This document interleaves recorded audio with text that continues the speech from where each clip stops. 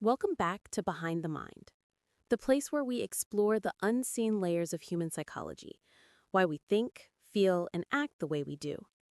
Today, we're diving deep into something most of us are guilty of: overthinking.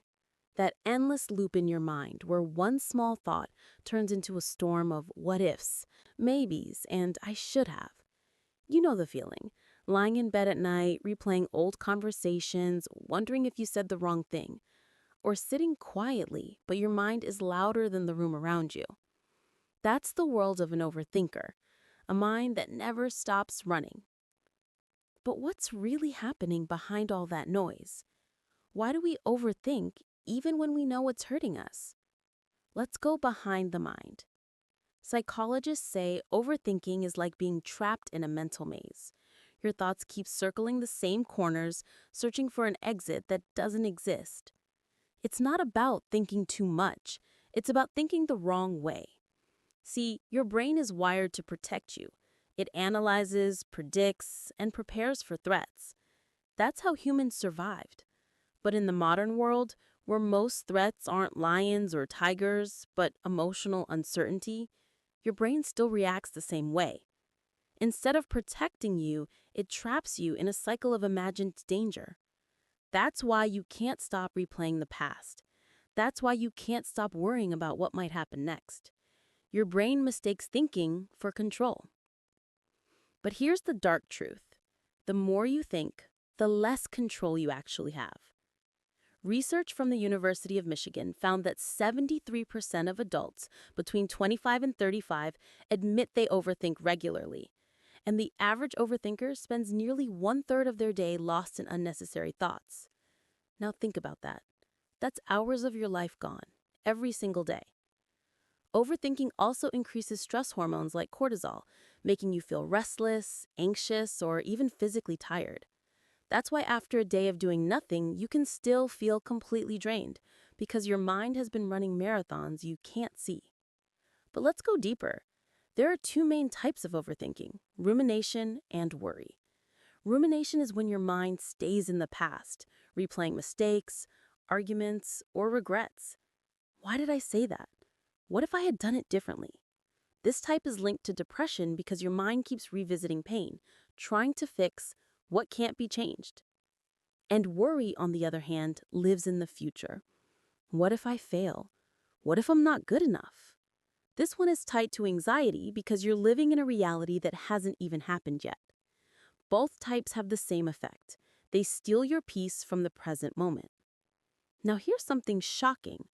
Overthinkers tend to have higher IQs and stronger memory recall. Yeah, your brain is powerful, but that same strength becomes your curse.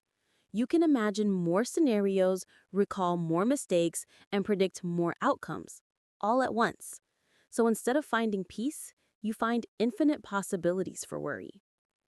Albert Einstein once said, "The intuitive mind is a sacred gift, and the rational mind is a faithful servant." Overthinking happens when the servant tries to run the house. But there's another layer: fear. Most overthinking isn't about logic, it's about fear disguised as logic. Fear of rejection, fear of failure, fear of being misunderstood. So we analyze every word, every tone, every emoji in the text, hoping we can decode how others feel about us.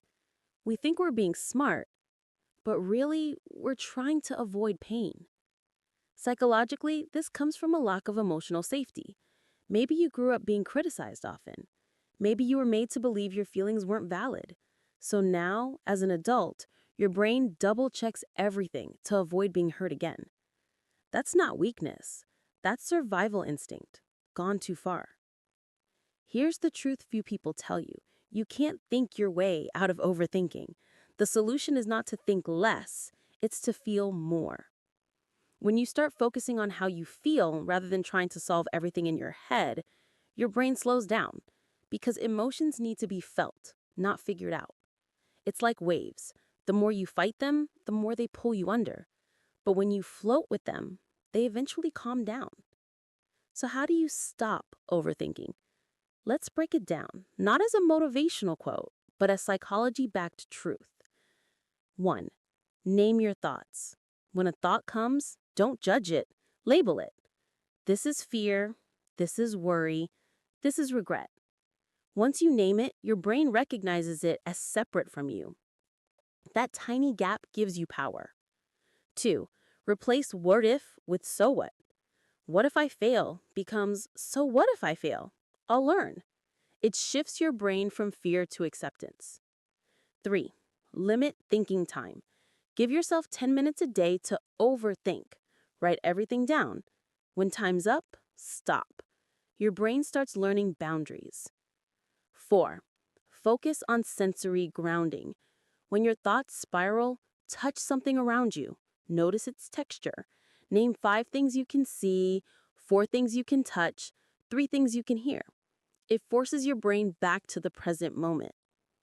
5. Remind yourself, not every thought deserves attention. Just because it's loud doesn't mean it's true. Sometimes the mind is like a browser with 100 tabs open.